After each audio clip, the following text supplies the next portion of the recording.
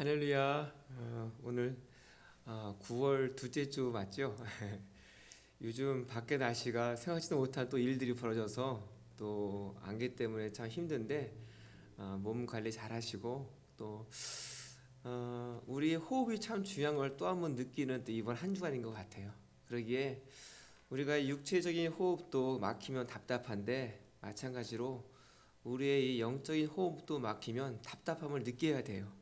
바로 우리가 기도의 무릎인데, 하나님, 우리의 영적인 호흡이 결코 막히지 않게, 또 우리가 영적인 호흡이 막힐 때 답답함을 느낄 수 있는 건강함을 좀 주옵소서.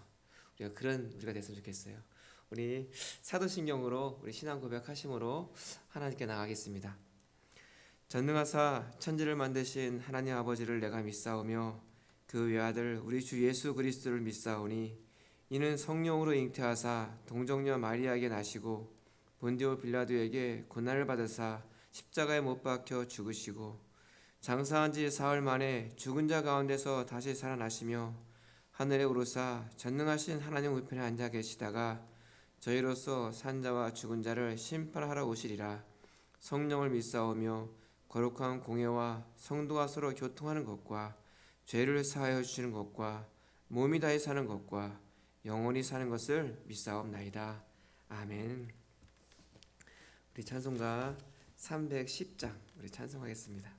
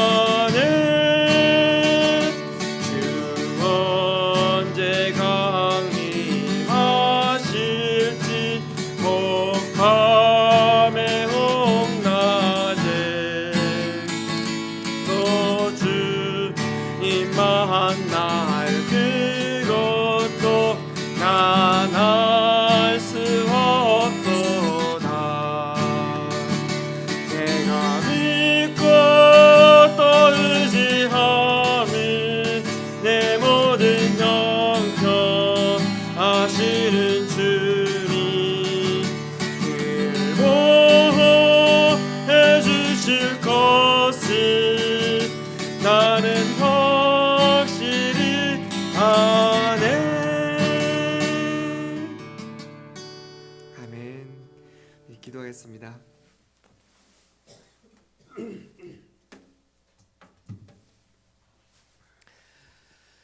참 좋으신 하나님 아버지, 감사합니다. 저희들 이렇게 사랑해 주셔서 하나님 또 예배를 저희들이 또 만나게 해주시고, 하나님 전에서 우리가 정말 신령과 진정으로 마음을 다하여 예배하게 하신 하나님 참 감사합니다.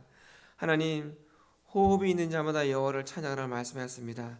그 찬양의 중심이 예배에 오니 아버지여, 우리의 호흡이 마치는 그 순간까지 우리 예배가 멈추지 않게 해주시고, 정말 하나님 존전에서 하나님 앞에서의 삶들이 더욱더 친밀하고 더욱더 건강하게 힘을 다할 수 있도록 저희들의 삶을 지켜주시옵소서. 하나님, 지금 코로나19로 또 세상이 힘들고 또 불로 인해서 아버지 공기가 오염되어 있는 상황 가운데 있는데, 아버지여, 우리의 호흡이 힘들어하는 가운데 있습니다. 아버지여, 이 호흡이 힘들어하는 것은 영적인 육적인 건강의 표시입니다. 오, 그렇습니다. 주님, 그것처럼 우리가 영적인 호흡에 이 기도가 멈췄을 때 그 힘들어함을 느낄 수 있도록 이끌어 주셔서 영적인 건강함을 더해 주셔서 우리의 기도가 멈춰지지 않는 건강한 호흡이 일어날 수 있도록 또한 지켜 주시옵소서. 주님, 오늘도 예배로 주 앞에 있습니다.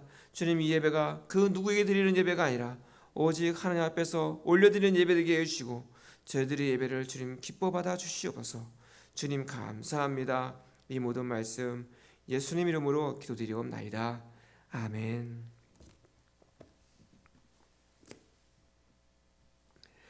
우리 하나님 말씀은요, 갈라디아서 3장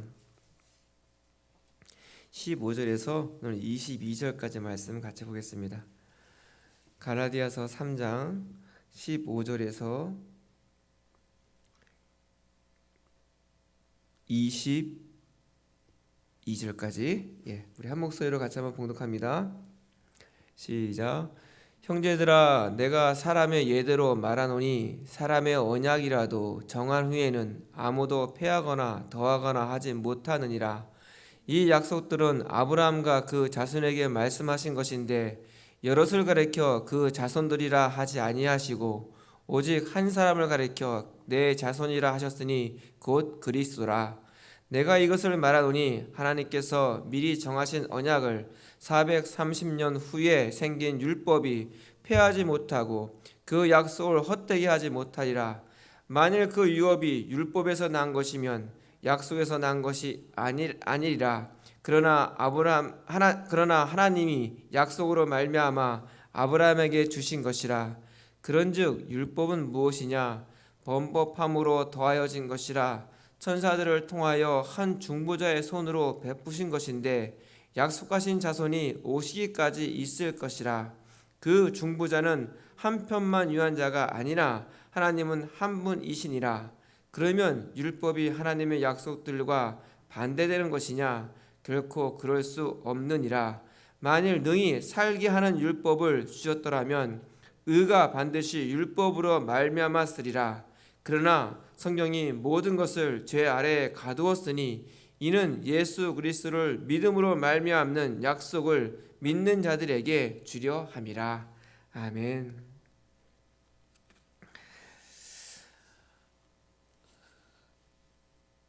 그런 표현들을 이렇게 책을 읽다 보면 봤던 기억이 있습니다.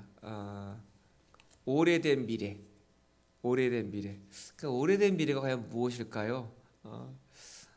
그게 약속이라는 표현입니다. 약속, 언약. 그렇죠?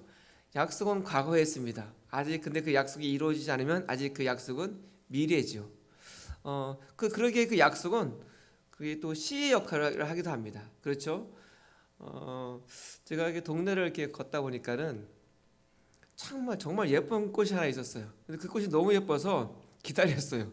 뭘 기다렸냐면 꽃이 지고 씨가 맺히기를. 그래서 동네를 돌다가 꽃이 지고 씨가 맺혀서 씨를 몇 개를 이렇게 따왔어요. 아직 심지 않은데 기대가 있어요. 그 씨를 저희 화단에 심었을 때 그 꽃이 피어진 모습을 미리 상상하는 거예요. 아직 일어나지 않았어요. 일어나지 않았지만 그 꽃을 보았어요. 그러기에 그 씨만 보아도, 아직 심지 않은 그 씨만 보아도 그 꽃을 상상할 수 있고 기대감이 있어요. 어쩌면 하나님의 약속이 우리에게 이루어졌어요. 오래전에 약속이 이루어졌어요. 그러나 그 약속이 그저 입으로만 끝난 약속이 아니라 그것이 분명한 씨로 이 땅에 임하였고 그것이 이루어지고 있어요. 그래서 오늘 그런 말씀들을 가지고 같이 과연 이 하나님의 약속이 무엇인지, 그리고 이 약속을 방해하는, 우리가 약속을 믿지 못하게 하는 것이 무엇인지, 이것을 같이 한번 보았으면 해요. 우리가 지난주에 그런 말씀을 드렸어요. 성경을 볼 때 세 가지 관점으로 보아야 한다.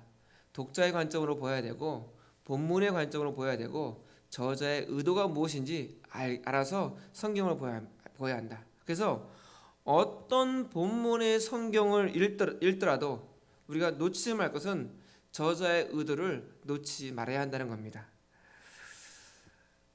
그러기에 이 저자의 의도를 보기 위해서는 어떤 훈련이 필요하면 하나님의 시각으로 보는 훈련이 필요해요. 그래서 우리가 성경을 보는 그 프레임이 딱 그렇게 갖춰져야 돼요. 아, 하나님이 이 말씀을 왜 하셨을까? 예수님께서 이 말씀을 왜 하셨을까? 왜 하셨을까? 이런 프레임을 딱 가지고 성경을 보아야 돼요.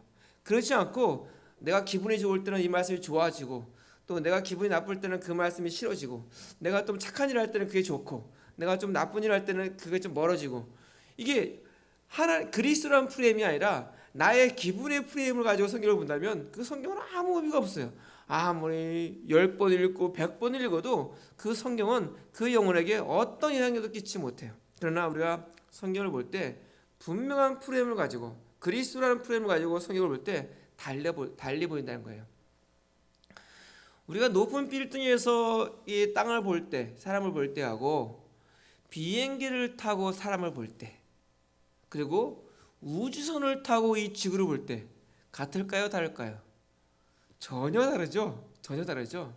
그래서 이게 우주 비행사들의 모임이 있대요.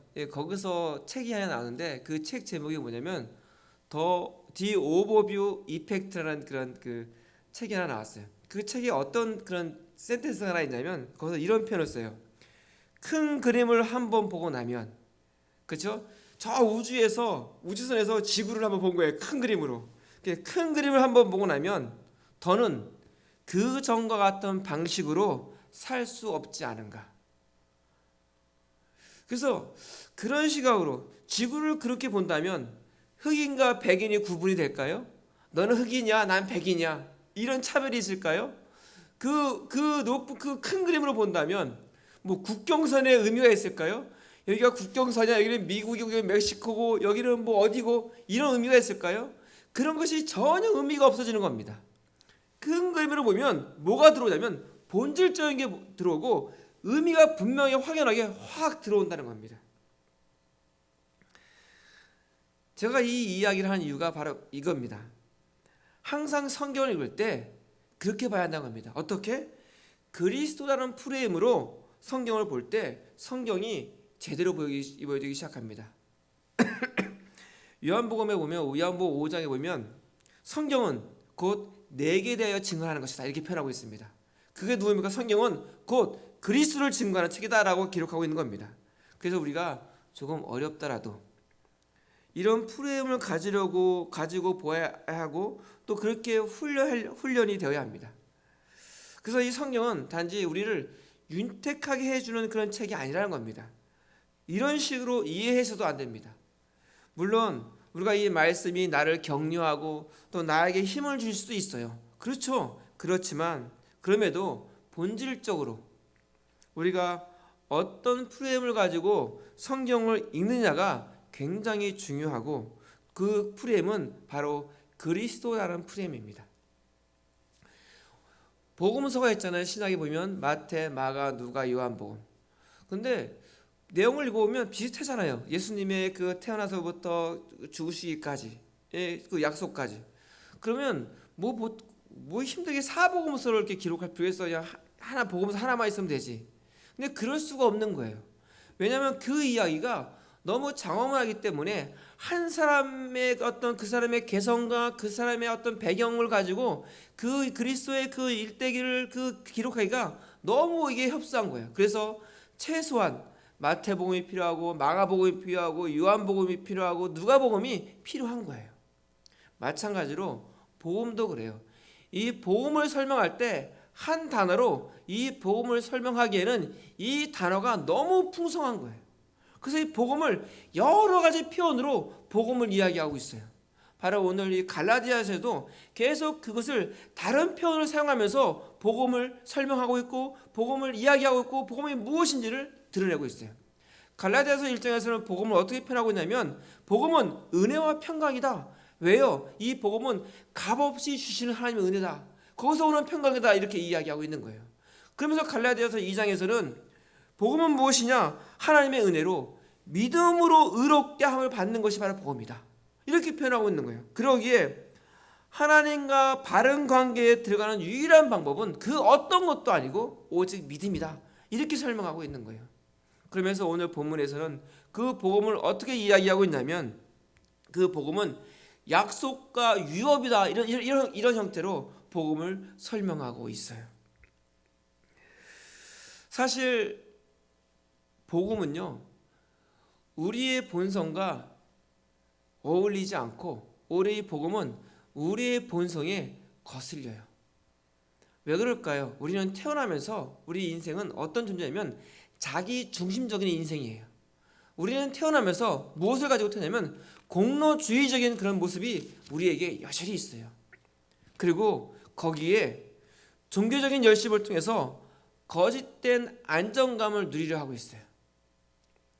반석 위에 세워서 생기는 안정감이 아니라 우리 속에 있는 이 부패한 종교성이 가져다주는 그 안정감, 그 거짓된 안정감을 얻는 것. 그러면서 그 종교생활을 하면서 얻는 그 어떤 안정감이 속에 살기 때문에 그것과 복음은 잘 안 맞는 거예요. 그러기에 이 복음은 우리와 거슬릴 수밖에 없어요. 많은 사람들이 그래서 어지간히 신앙생활을 하면서도 한다고 하지만 그 사람들의 신앙들을 보면 아름답지 않은 모습이 참 많은 거예요. 그 속에서 자기 중심적인 모습이 그대로 드러나고 공로주의적인 그런 모습이 그대로 드러나고 견고한 반성을 의지하는 것이 아니라 이 부패한 종교성이 주는 거짓된 안정감 속에서 그저 살기 때문에 그 삶 속에서 진짜 열매를 맺지 못하고 성령의 열매, 이 빛의 열매 찾아보기가 힘든 거예요. 그러면서 그 속에서 신앙이 자라지 못하는 거예요. 신앙이 자란다는 것이 무엇이에요? 딱 말하면 하나님을 사랑하고 이웃을 사랑하는 거예요. 근데 하나님을 사랑하고 이웃을 사랑하는 것이 어떻게 해요? 나이가 들수록 해가 갈수록 점점 넓어지고 커지고 그렇게 되는 거예요. 근데 자라지 않는 것은 뭐냐면 항상 베이비예요. 왜 그럴까요? 왜냐하면 그 자기 중심적인 또 공로주의적인 거짓된 안정감에 속아 있어서 그 복음을 복음으로 잘 받아들이지 못하기 때문에 열매가 없고 또 성장하지 못하는 그런 모습들이 여전히 있기 때문에 아름답지 않은 모습들이 그대로 드러나요. 그러면서 오늘 우리가 얘기할 때 무엇보다도 중요한 것은 뭐냐면 복음을 바로 아는 것이 어떤 것보다도 중요해요. 그래서 오늘 계속해서 갈라디아서는 그것을 율법과 약속을 비교하면서 오늘 본문에서 다시 한번 그 복음을 이야기하고 있는 거예요. 15절에 보면 형제들아 내가 사람의 예대로 말하노니 사람의 언약이라도 정한 후에는 아무도 폐하거나 더하거나 하지 못하느니라 이렇게 얘기하고 있어요. 즉 이제는 우리가 이해하기 쉽게 예를 하나 들어보자. 그러니까 우리 인생 일반적인 상식적인 선에서 한번 얘기해보자 이런 거예요. 그래서 언약은 뭐냐면 여기서 말하는 사람의 언약이랄 때 이 언약은 유언 같은 거예요. 또 공증된 약속 같은 거예요. 그러면 우리가 최소한 망나니가 아닌 이상 또 아주 막대먹은 인생이 아닌 이상 유언이나 공증된 약속은 인간사에서 지키죠. 이건 기본적인 거잖아요.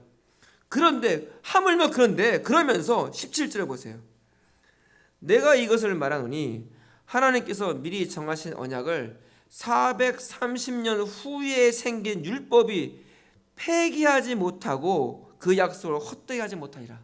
이게 뭐예요? 하나님의 약속을 430년 율법이 나오기 전 430년 전에 생긴 하나님의 약속을 430년 후에 나온 율법이 그 약속을 손을 댈 수 있느냐? 그럴 수 없다는 거예요. 하나님의 약속은 아브라함이 하나님을 믿음에 의롭게 하셨다. 너는 날 믿어? 그럼 너는 의로운 사람이야. 이건 약속이야 이겁니다. 즉 믿음으로 의롭다함을 받고 약속을 주셨는데 이것을 430년 후에 생긴 율법이 폐하거나 그건 부족해 이게 더 해야 돼 이럴 수 있느냐 이런 겁니다. 그럴 수 없다는 거예요. 왜요? 율법보다 하나님의 약속이 우선이죠. 그러면서 16절 보세요. 이 약속들은 하면서 예를 들어주면서 아브라함을 이야기하면서 아브라함과 그 자손에게 말씀하신 것인데 여럿을 가리켜 그 자손들이라 하지 아니하고 오직 한 사람을 가리켜 내 자손이라 하셨으니 곧 그리스도라. 여기서 이 약속들을 하면서 아브라함과 그 자손에게 하는 이 자손이라는 표현이 원래 복수인데 여기서는 단수를 쓰고 있어요. 이 자손은 궁극적으로 누구를 얘기하는 것이냐? 그리스도를 얘기하는 거예요. 이 의미가 어떤 의미냐면 하나님의 약속이 아브라함에게 주어졌어요. 근데 이것이 그 자손 바로 그리스도에게 임하시는 거예요. 그렇다면 그 그리스도를 통해서 어떻게 해요? 우리에게 주신 약속이라는 거예요. 그러므로 하나님의 약속은 아브라함 때에 그치는 것이 아니라 그 약속이 오늘 우리에게까지 임하는 약속이기 때문에 그 어떤 것으로도 어떤 이유로도 무효화되거나 또는 힘이 없고 변할 수 없는 것이라는 거예요. 자, 하나님께서 그런 약속을 주셨어요. 네가 믿으면 내가 너를 의롭게 해주겠다. 너 믿으면 너를 구원해주겠다. 이 약속을 주신 거예요. 그런데 하나님께서 약속을 주시면서 믿음으로 의롭다 하심의 이 약속을 주시면서 또 다른 하나를 주셨어요. 18절에 보면 만일 그 유업이 율법에서 난 것이면 약속에서 난 것이 아니니라. 그러나 하나님이 약속으로 말미암아 아브라함에게 주신 것이다. 오늘 하나님께서 또 뭐 하나를 말씀하냐면 내가 약속 주었다. 근데 약속만 준 것이 아니라 무엇도 주었다? 유업도 주었다는 겁니다. 자, 먼저 이 하나님이 아브라함에게 약속을 주실 때 그런 상황들을 한번 우리가 생각해 봤으면 좋겠어요. 오늘 그 하나님의 약속을 설명하면서 그 샘플을 누구를 두고 있냐면 아브라함을 두고 있어요. 이것은 창세기 15장에 보면 이렇게 시작해요. 창세기 15장 1절에 보면 이후에 하면서 아브라함 이야기를 쓰고 근데 아브라함이 어떤 상태냐면 두려워하고 있대요. 그러면서 하나님께서 너 두려워하지 말라. 내가 너의 방패다. 이렇게 표현하고 있는 거예요. 그렇다면 창세기 15장 1절에 이후에는 어떤 이후일까요? 14장 이후죠. 그렇죠? 앞에 장.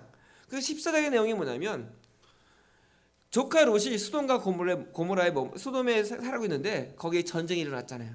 그래서 그 소돔의 성에 있는 그 사람들이 졌어요. 그래서 다 끌려가는 소리를 아브라함이 듣고 아브라함이 자기의 종들, 자기의 수하들 318명을 데리고 거기에 나가잖아요. 그래서 그 아홉 부족과 싸워서 승리해요. 승리해가지고 다 찾아오고 롯도 찾아오고. 그런데 아브라함의 마음속에 두려움이 있는 거예요. 그 마음속에 있는 두려움은 무엇일까요?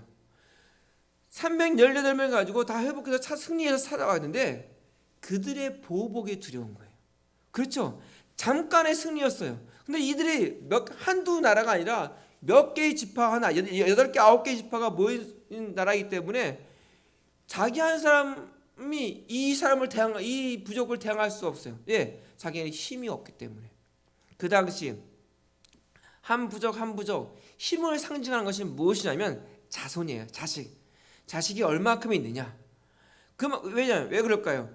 종보다도 자식이 더 믿음이 있고 더 확실하잖아요. 근데 지금 아브라함에게는 자식이 없는 거예요. 그래서 하나님 앞에 이 얘기하는 거예요. 하나님, 저는 자식이 없기 때문에 지금 내 수하에 있는 종이 내가 참 좋은 종이 하나 있는데 그 엘리에셀입니다. 그를 내가 내 상속자로 삼겠습니다. 하나님께 그렇게 얘기했어요. 그때 하나님께서 뭐라고 말씀하시냐면 아니다. 너에게서 난 자다. 그러면서 너에게서 난 그 자손들이 하늘의 별처럼 바다의 모래처럼 많을 것이다. 그러면서 그 말을 들은 아브라함이 15장 6절에 여호와를 믿으니라고 표현하고 있네요. 그걸 믿는 거예요. 여기서 아브라함이 처음 하나님을 믿었다는 표현이 나와요. 자, 이것을 제가 그전에 한번 설명했죠. 여기 오기까지 12장부터 그렇죠? 그를 이끌어 오신 거예요. 그러면서 그 이끌림을 받으면서 아브라함이 조금씩 하나님을 알아가는 거예요. 그러면서 오늘 이 순간 그의 15장 1절, 2절, 3절, 4절, 5절 쭉 오면서 그 말씀을 듣는 순간에 결정적인 순간이 온 거예요. 그러면서 그가 고백하는 거예요. 하나님, 내가 이제 믿습니다. 이렇게 고백하는 거예요.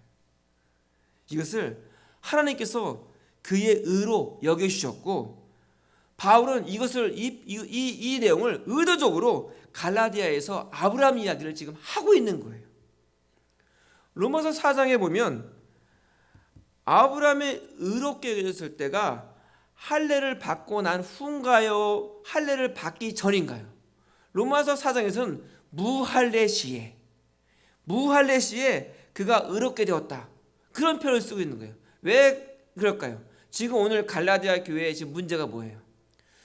온전한 구원을 받기 위해서는 믿음 중요해. 근데 거기에 할례가 더해져야 온전한 구원이 있어. 지금 이것 때문에 지금 갈라디아 교회가 지금 교인들이 흔들리고 있기 때문에 그것을 명확하게 하는 거예요. 그래서 로마서 4장에서 아브라함이 믿음의 조상이라고 말할 때 그 믿음이 얼마나 훌륭한 하나님의 선물이고, 그렇죠? 하나님의 은혜인가를 가장 잘 설명할 수 있는 샘플이 누구다? 바로 아브라함이다. 그래서 그가 믿음의 조상이 된 거예요. 그게 믿음의 본이되고 믿음의 시작이 된 거예요. 자, 그러면서 창세기 15장에 그래서 여호와를 믿으니 했을 때 하나님께서 그와 약속의 언약의 내용이 나와요. 아브라함이 여호와를 믿었다는 이 편을 우리의 관점으로 이해해서는 안 되고요. 다시 한번 설명을 하는데, 하나님이 갈대아 우르의 아브라함을 이끌어내어 여기까지 설득해내어 오셨어요. 즉 하나님이 다 믿게 하신 거예요. 그렇죠? 그리고 이제 그 믿게 했을 때 그 아브라함이 그 순간에 믿습니다 말이 나왔어요. 그렇게 말을 하자 하나님의 공로, 여기까지 해온 모든 설득, 하나님의 모든 수고, 하나님의 모든 노력을 그의 것으로, 아브라함의 것으로 여겨주신 거예요. 그래 너 잘했어. 그래 이제부터 네가 믿음의 조상이야. 그래 이제 네가 시작이야. 네가 믿음의 본이야. 너 참 대단해. 너는 참 최고야. 이렇게 여겨주시는 거예요. 하나님이. 궁극적으로 누가 했는데? 하나님이 다 하셨잖아요. 마치 우리는 이런 경험을 이미 했어요. 우리가 자녀를 낳고 자녀를 키워보세요. 갓난아기가 나왔어요. 그 아이가 할 수 있는 게 뭐예요? 아무것도 없어요. 울고 똥 싸고 이런 것밖에 없어요. 잠 못 자가면서 먹이고 똥 치워주고 그를 키워요. 그러다가 그 아이가 조금씩 자다가 기다가 좀 누워만 있다가 뒹굴어요. 그러면 그 뒹군 것만 먹어도 그 아이가 대단한 거예요.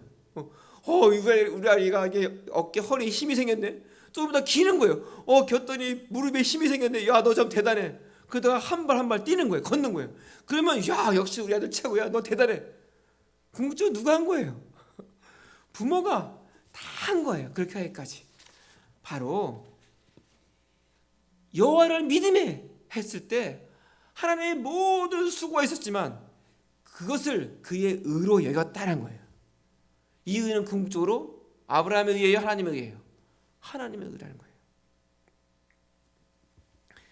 그리고 나서 그를 의롭게 여기시고 나서 어떻게 해서 약속 하나 더 해주셨어요. 보아라, 이 모든 가나안 땅을 내가 너에게 유업으로 주리라. 이런 약속을 더 해주신 거예요. 그가 믿음에 너를 의로운 백성으로, 또 나의 백성으로, 하나님의 백성으로, 믿음의 자녀로 내가 너를 세워줄게. 그리고 또 뭐를 플러스 유업을 더 해주신 거예요. 가나안 땅을 유업으로 약속해 주셨어요. 그러자 아브라함이 물어요. 하나님, 이 땅이 나의 땅, 우리 자손의 땅이 될 것을 내가 어떻게 할 수 있습니까? 라고 물어요. 그래? 그럼 우리 계약하자, 약속하자 하면서 15장 17절, 창세기 15장 7절 이후부터 쭉 보면 이런 얘기예요. 그래? 그럼 우리 약속하자. 어떻게? 너 3년 된 암염소, 또 순양, 또 집비둘기, 또 산비둘기 가지고 와. 그리고선 그것들을 반으로 쪼개. 그 대신 새들은 쪼개지 않고, 그리고 반으로 딱 쪼갰어요.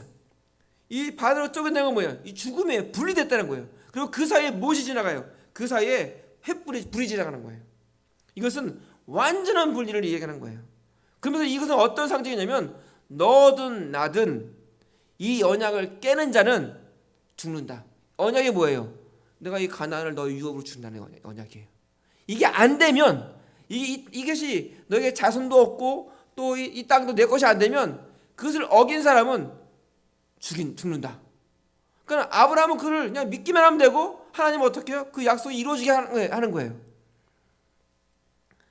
이 불이 지나갔다는 것은 뭐냐면 하나님의 임재의 상징이에요. 당신 스스로가 약속을 지킬 것이다 하고 하나님께서 그 짐승 사이를 불로 통과하여 지나감으로써 믿을 수 있도록 아브라함에게 증거로 보여주신 거예요. 그런데 후에 누가 이 약속을 깨나요? 어렵나요? 아브라함이 깨죠. 어떻게 깨나요? 그 약속이 이루어지고 한 10년이 지났는데 자손이 없는 거예요. 그래서 아브라함이 아내와 합의를 해서 이러다가 큰일 나겠다. 합의를 해가지고 아내의 종이었던 하가를 취해가지고 이스마엘을 얻어요. 근데 놀랍게도 이것 때문에 하나님과 아브라함 사이에 13년의 침묵이 흘러요. 하나님께서 그에게 나타나지 않는 거예요. 13년 동안. 성경의 기록을 보면 한 13년 되는 것 같아요. 여러분, 성도에게 있어 이것이 재앙입니다. 좀 잘못하면 한 대 맞거나 혼나거나 뭐 야단 맞거나 이런 게 좀 속편하죠. 벌을 받거나 이러면 끝났잖아요. 근데 아무 말씀하지 않는 거예요. 14년 동안. 그리고 13년 후에 나타났어요. 그게 창세기 17장 1절이에요. 그러면서 하나님께서 뭐라고 말씀하시냐면 나는 전능의 하나님이다 이렇게 표현하고 있는 거예요. 아브라함에게 13년 동안 침묵하시고 있다가 17장에 이제 13년 만에 나타난 그 하나님께서 자신을 표현하는데 어떻게 표현하고 있냐면 나는 전능한 하나님이다 라고 표현하고 있는 거예요. 이 속에는 책망이 있어요. 어떤 책망이 있을까요? 나는 전능한 하나님인데 너는 왜 나의 능력을 믿지 않았느냐? 아브라함아, 나와의 약속을 왜 믿지 못하느냐? 이스마엘은 약속의 아들이에요? 아니면 약속을 어긴 증표예요? 하나님이 안 주셨기 때문에 자기가 만든 거예요. 자기의 의로, 자기의 행위로. 그럼 하나님이 약속의 아들이 아닌 거예요. 그리고 나서 하나님께서 이렇게 나타나시고 나서 주신 아들이 누구예요? 이삭이에요. 100세 얻은 아들이죠. 그런데 재밌는 게 17장 읽다 보면 이삭을 갖기 전에 아브라함이 뭘 받냐면 할례를 받아요. 왜 할례를 받았을까요? 왜 아브라함이 그때 할례를 행했을까요? 이 할례의 의미가 어떤 의미가 있냐면 육체적인 능력, 즉 생명을 낳는 능력을 끊는 것을 상징하는 거예요. 그러니까 더 이상 너는 생명을 낳을 수 없는 존재다. 그게 이 할례의 의미예요. 생명은 누구의 것이다? 생명은 하나님의 주관이다. 그게 할례의 의미예요. 생명을 주관하시는 분은 하나님이다. 이 증표가 바로 할례예요. 그럼 왜 할례를 행했어요? 약속을 어겼잖아요. 하나님과 아브라함과 했던 계약이 껴있기 때문에 그 깨어지면 어떻게 해요? 둘 중에 하나는 죽는다. 그게 죽었다는 의미예요. 아브라함은 죽은 거예요. 그것이 바로 할례의 의미예요. 그래서 나온 아들이 바로 이삭이에요. 그 이삭은 무엇이에요? 유업의 씨예요. 히브리서 11장에 보면 아브라함이 이런 거 봐요. 이삭을 죽은 몸 가운데에서 낳았다라고 이야기하고 있어요. 그렇죠? 그는 이미 약속을 어겼기 때문에 죽은 몸이었어요. 근데 하나님이 그 이삭을 낳게 해주셨어요. 그는 자기가 낳은 게 아니라 하나님이 태어나게 했단 말이에요. 그 말은 뭐냐면 이 이삭은 아브라함의 자손이라기보다도 하나님의 약속의 자녀라는 거예요.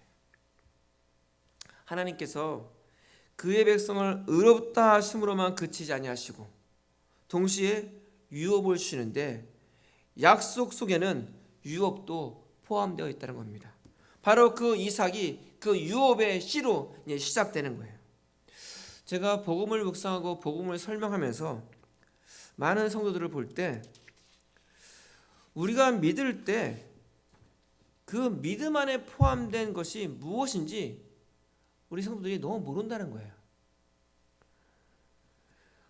우리가 죄가 용서되고 의롭게 여김을 받고 또 하나님 나라를 유업으로 받고 우리가 죽으면 천국 가고 이것이 끝인 줄 알아요. 이게 다야 이렇게 생각하고 있는 거예요. 이거 다 맞아요. 하나같이 옳고 귀한 것이지만 그것이 전부가 아니라는 거예요. 유업으로 가나안 땅을 약속으로 주실 때 그 가나안 땅 속에는 무엇이 포함되어 있나요? 이 가나안은 무엇을 상징하냐면 이 가나안 땅에 상징하는 것은 풍요와 부여가 의 상징이에요. 그 약속이 다 들어있는 거예요. 그래서 우리는 예수 믿으면 종교적인 영역에서 위로받고 이 땅에서 열심히 살다가 천국 가는 그 정도의 진리를 믿고 전하는 자가 아니라는 거예요. 우리는 이 귀한 진리를 믿을 뿐만 아니라 이 땅에서 지금 내가 사는 이 땅에서 천국의 부요와 천국의 풍요를 함께 누리고 경험하는 그런 자라는 거예요.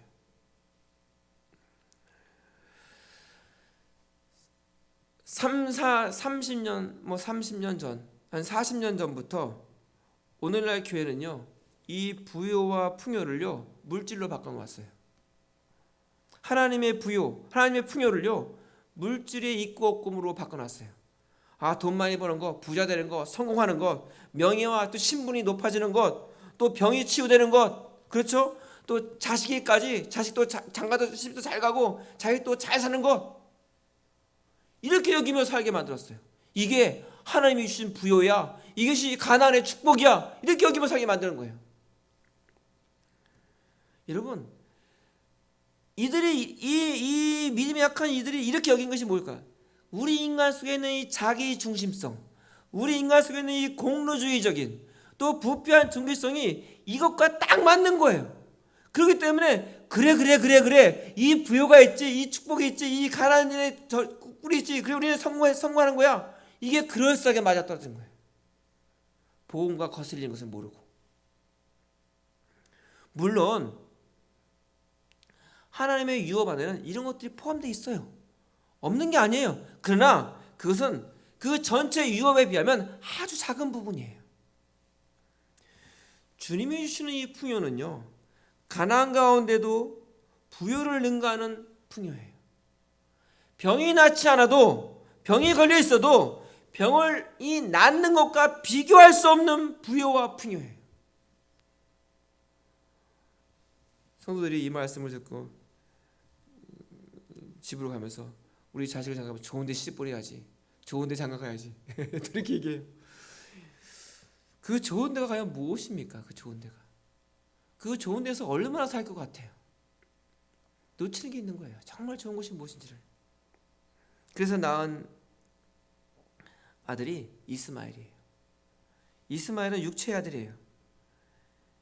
이것이 이들이 믿는 복음이고, 그것이 율법의 의로워진 모습이에요. 그러나 약속의 아들 이삭을 우리는 낳아야 돼요. 이것이 믿음으로 의로워진 징표고 씨예요. 자, 약속을 받은 자는 어떨까요? 그들만의 비밀이 있어요. 이 땅에서 얻는 계급, 이 땅에서 얻는 부, 이 땅에서 얻는 힘, 그것과 비교할 수 없는 부요와 풍요가 무엇인지 아는 자들이에요.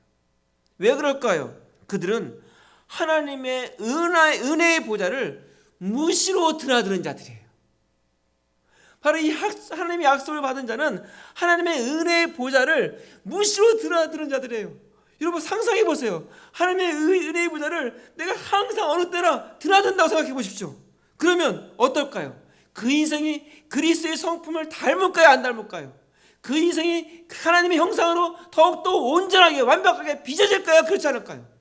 그렇게 되어지는 거예요. 자연스럽게. 그 속에 있는 그 풍요와 부요는 세상의 그 어떤 것과도 비교할 수 없는 아름다움이 있고 당당함이 있는 거예요. 그러기에 그런 그리스도는 결코 세상이 감당하지 못하는 그런 존재가 되는 거예요. 그게 그리스도인이에요. 왜요? 하나님의 이 부요의 비밀, 이 복음의 비밀을 그는 알고 있기 때문에. 그 자는 어떤 자요? 하나님의 은혜의 보좌를 언제든지 드나들면서 그분과 교제하고 함께했기 때문에.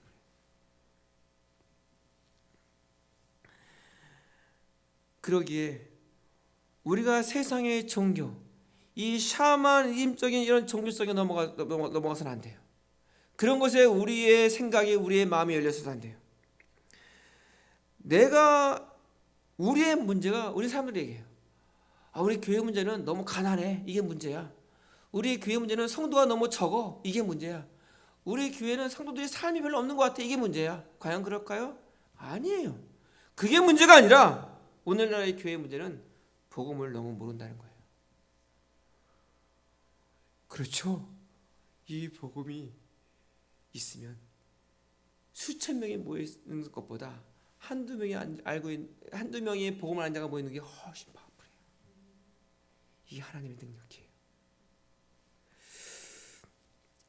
제가 예수님을 믿을 때, 우리가 예수님을 믿을 때 우리에게 일어나는 일이 어떤 건지를 많은 믿음의 사람들이 너무 몰라요. 내가 예수님을 믿을 때 내게서 일어나는 것이 무엇인지를 너무 모른다는 거예요. 그 말은 뭐냐면 예수를 믿는 맛을 모르는 거예요. 그렇죠? 맛을 알면 이것을 모르기 때문에 세상의 맛에서 벗어나지 못해요. 그 비슷한 맛을 찾아서 가지만 그러면서 세상의 맛과 비교하면 그 맛이 더 좋기 때문에 그 세상의 맛에서 헤어나오지 못하는 거예요. 조금 오다가 조금 그 예수님을 믿는 걸 따라오다가 다시 애굽이 생각나는 거예요. 애굽으로 돌아가자 이러는 거예요. 우리 속에서 세상의 맛이 추억되어지고 살아나고 그리워하고 그러면서 마음을 정말 아주 조금 한번 열어봐요. 세상을 향해서. 그랬더니 훨씬 살만한 것 같은 거예요. 훨씬 감격이 있고 기쁨이 있는 거예요. 그 맛을 보기 시작하면 그게 유혹이죠.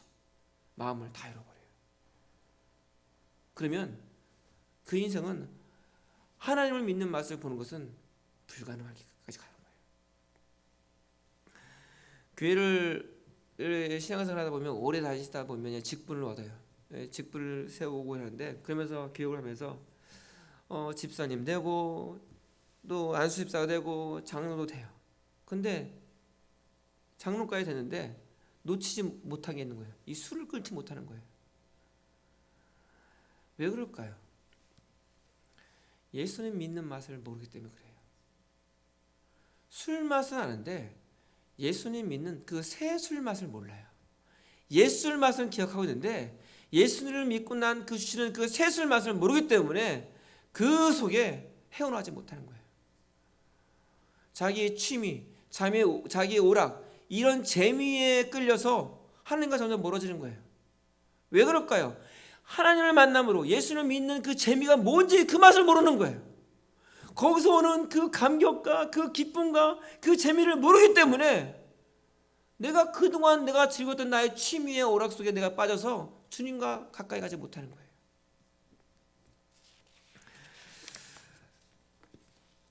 하나님께서 우리에게 약속을 주실 때 내가 하나님 믿습니다라고 고백했더니 어떤 약속을 주시면 그래 내가 너의 그 믿음으로 너는 이제 구원의 자녀야. 너는 내 백성이야. 너는 의로운 자야. 의롭다는 표현은 뭐냐면 너는 내 아들이야 이런 뜻입니다. 그러므로 너는 내 백성이기 때문에 거기에 플러스 알파 유업도 내게 줄게.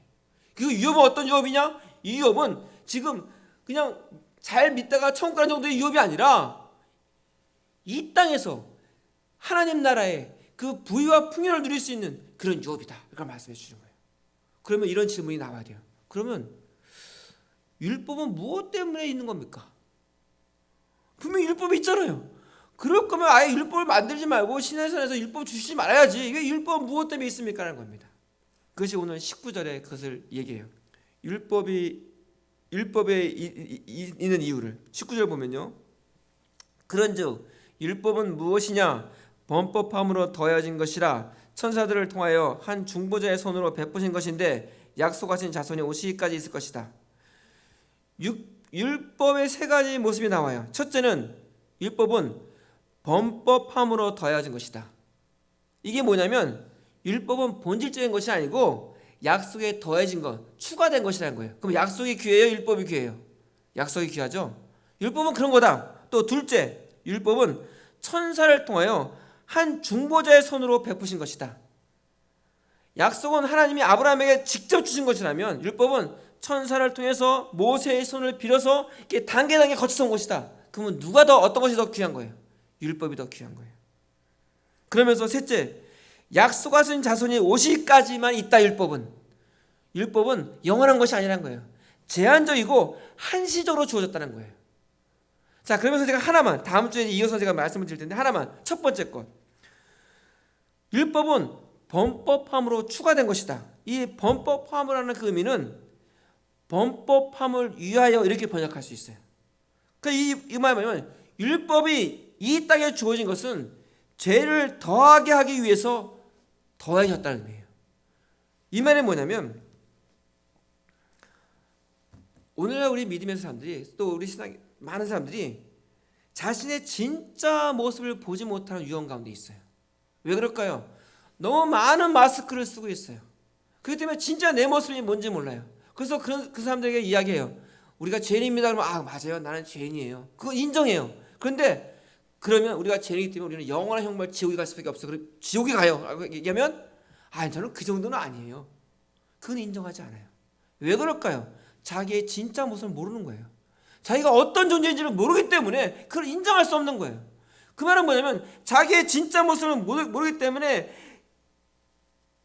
내가 어떤 형벌에 속에 있는지, 어떤 존재인지를 전혀 몰라요.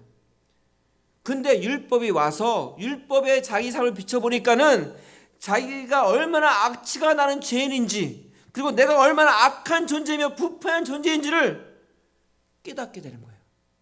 만약에 성도라고 하면서 이것을 깨닫지 못한다? 그건 성도 아니에요. 제가 두렵고 떨림으로 이야기합니다. 내가 그것을 못 느끼고 있다, 성도라고 할 수 없어요. 로마서 7장에 율법이 없으면 내가 죄인임을 알 수 없다고 기록하고 있어요. 그리고 오늘 갈라디아서 3장 22절에 그러나 성령이 모든 것을 제 아래에 가두었으니 이는 예수 그리스도를 믿음으로 말미암는 약속을 믿는 자들에게 주려 함이라. 죄 아래 가두어졌대요. 죄의 감방에 갇힌 거예요. 이미 소망이 없는 존재, 파산된 존재예요. 감옥에 갇힌 존재예요. 근데 하나님께서 약속의 열쇠를 주셨어요. 믿음의 열쇠를 주셨어요. 예수 그리스도를 믿으면 어떻게 해요? 이 약속을 가진 자는 거기서 나오는 거예요. 그러면 갇혀 있어서 엉들인 자가 아니라 자유가 있는 거예요. 그래서 갈라디아서를 자유의 대원장이라고 이야기하는 이유가 바로 이거예요. 우리가 죄에 갇혀 있는 이 존재가 하나님의 약속을 믿음으로, 하나님이 주신 은혜로 자유하게 됐다. 그러게 우리는 자유자다라는 겁니다. 사랑하는 성도 여러분, 그래서 율법이 있는 겁니다. 내가 어떤 존재인지 알기에. 그리고 율법이 있을 때 내가 파산된 존재이고 소망이 없는 자인 걸 내가 알기 때문에, 그러기에 내가 예수 그리스도가 필요한 존재인 것을 내가 알게 하기 위해서 율법을 주신 겁니다. 내가 그 율법을 통해서 예수 그리스도를 알게 되면 그 약속의 말씀을 내가 믿게 되고, 그 약속의 말씀의 믿음으로 내가 들어가면 하나님의 주신 유업이 내 것이 되는 놀라운 은혜가 있는 겁니다. 그러기에 약속 그리고 더해진 그 은혜가 바로 이것입니다. 이게 누구냐? 저와 여러분들입니다. 예수님을 주로 고백하는 우리의 모습이 그런 자입니다. 그러기에 그런 자의 삶이 어떨까요? 어느 자리에 가든, 어느 모습으로 있든, 누구와 만나든 하나님의 영광이 밝게 빛나는 저와 우리 믿음의 성도들 되기를 주의 이름으로 축원합니다. 우리 기도하겠습니다.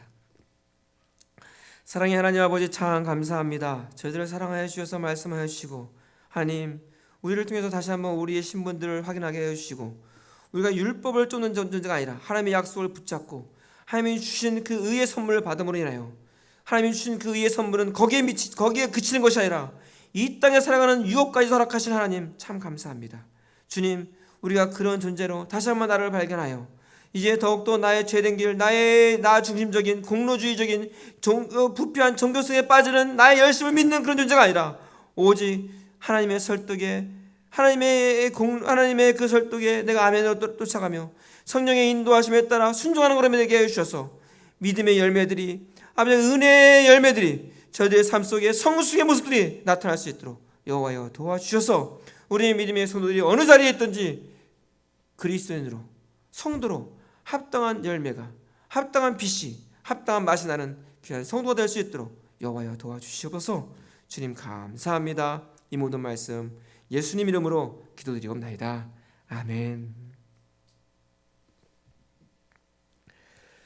우리 찬송가 311장 우리 찬송함으로 하나님께 준비한 예물을 드리겠습니다.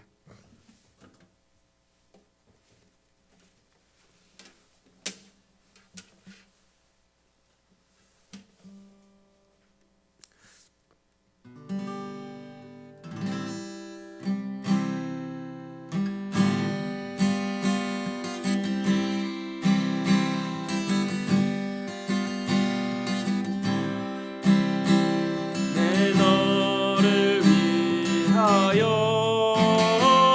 몸버려 피 흘려 내 죄를 속하여 살기를 주었다. 널 위해 몸을 주었나 너무 어찌느냐. 널 위해 몸을 주었나 너무 어찌느냐. 아버지 보좌와 그 영광 떠나서 밤 같은 세상에만 백성 구하려 내 몸을 희생했건만 너무 어찌느냐. 내 몸을 희생했건만 너무 어찌느냐. 죄 중에 빠져서 영죽으리 세금 구하여 주려고 나 피를 흘렸다. 내 죄를 대속했건만 너무 어떠하느냐. 내 죄를 대속했건만 너무 어떠하느냐. 한없는 용서와 참 사랑 가지고 세상에 내려와 값없이 주었다. 이것이 귀중하건만 너무 어찌느냐. 이것이 귀중하건만 너무 어찌느냐. 기도했습니다.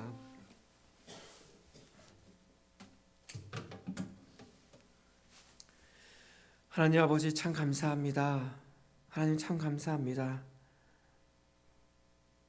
하나님의 그 은혜에 우리가 어떻게 반응해야 할지를 알려주셔서 하나님의 자녀로 합당한 반응을 우리의 성도들이, 우리의 믿음의 사람들이 해낼 수 있도록 이끌어주시고 그 안에서 참된 자유와 참된 기쁨을 누릴 수 있도록 여호와여 도와주시옵소서. 오늘 말씀을 받습니다. 또 예배 앞에 섰습니다.